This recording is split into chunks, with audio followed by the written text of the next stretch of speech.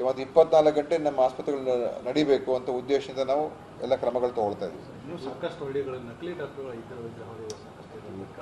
ಅದೆಲ್ಲ ಹೇಳ್ತದೆ, ಕ್ರಮ ಆಗ್ತದೆ. ಕಂಪ್ಲೇಂಟ್ ಬಂದರೆ ಕ್ರಮ ಆಗ್ತದೆ.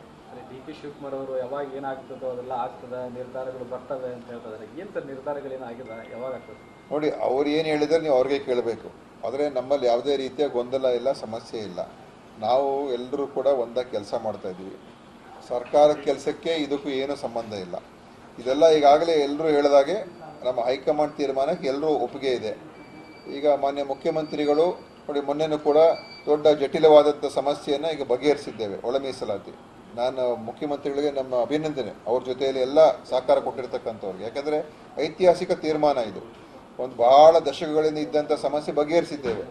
ಈಗ ಅನ್ಯೋನ್ಯವಾಗಿ ಎಲ್ಲ ದಲಿತ ಸಮುದಾಯಗಳು ಒಂದಾಗಿ ಹೋಗುವಂಥದ್ದಕ್ಕೆ ಒಂದು ವೇದಿಕೆ ಸಜ್ಜಾಗಿದೆ. ಅದರಿಂದ ಈ ವಿಷಯ ಏನಿದೆ, ಇದು ಹೈಕಮಾಂಡ್ ತೀರ್ಮಾನಕ್ಕೆ ನಾವೆಲ್ಲರೂ ಬದ್ಧರಾಗಿದ್ದೇವೆ. MLAಗಳಿರ್ಬೋದು, ಅಥವಾ ಮಂತ್ರಿಗಳಿರ್ಬೋದು, ಅಥವಾ ಉಪಮುಖ್ಯಮಂತ್ರಿ ಇರ್ಬೋದು, ಅಥವಾ ಮುಖ್ಯಮಂತ್ರಿ ಇರ್ಬೋದು. ಅದರಿಂದ ಸಮಸ್ಯೆನೇ ಇಲ್ಲ ಅಲ್ಲ. ಏನು ಸಮಸ್ಯೆ ಇದೆ?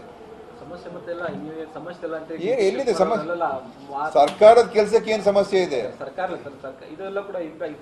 ಈಗ ನೀವು ಮಾಧ್ಯಮದವರು ಕೇಳಿದಾಗ ಏನೋ ಹೇಳ್ತಾರಪ್ಪ. ಈಗ ನನಗೆ ಬಂದು ಏನೋ ಕೇಳ್ತೀರಾ, ನಾವು ಹೇಳ್ತೀವಿ. ನೀವು ಇನ್ನೊಬ್ಬರ ಹತ್ರ ಹೋಗಿ ಕೇಳ್ತಾ ಇದ್ರ ಬಗ್ಗೆ ಏನು ಅಭಿಪ್ರಾಯ, ನಾವು ಎಲ್ಲರೂ ಅದೇ ಹೇಳ್ತಾ ಇರುವಂಥದ್ದು. ನೋಡಿ, ಈ ವಿಷಯದ ಬಗ್ಗೆ ನಾವ್ಯಾಕೆ ಮಾತಾಡಬೇಕು? ಅದು ಅವರ ಅಂಗಳದಲ್ಲಿದೆ, ಅವ್ರು ತೀರ್ಮಾನ ಮಾಡ್ತಾರೆ. ಅದು ಇದರಲ್ಲಿ ಯಾರು ಬೇರೆಯವ್ರು ಯಾರು ಕೂಡ ಮಧ್ಯ ಪ್ರವೇಶ ಮಾಡುವಂಥ ಅವಶ್ಯಕತೆ ಇಲ್ಲ, ಮಾಡ್ದನೂ ಇಲ್ಲ.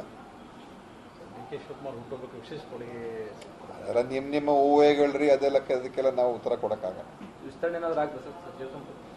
ಸಚಿವ ಸಂಪುಟ ಪುನರ್ರಚನೆ ಆಗಬೇಕು. ಯಾಕಂತ ಹೇಳಿದ್ರೆ ಈಗ 3 ವರ್ಷ ಆಗ್ತಾ ಇದೆ. 3 ವರ್ಷ ಆದ ನಂತರ ಬೇರೆಯವ್ರಿಗೂ ಕೂಡ ಅವಕಾಶಗಳು ಸಿಗಬೇಕು. ಮತ್ತು ಅದರ ಬಗ್ಗೆ ಖಂಡಿತ ನಮ್ಮ ವರಿಷ್ಠರು ಮತ್ತು ಮುಖ್ಯಮಂತ್ರಿಯವರು ತೀರ್ಮಾನ ತಗೊಳ್ತಾರೆ ಅಂತ ನಾನು ಅಂದ್ಕೊಂಡಿದ್ದೀನಿ.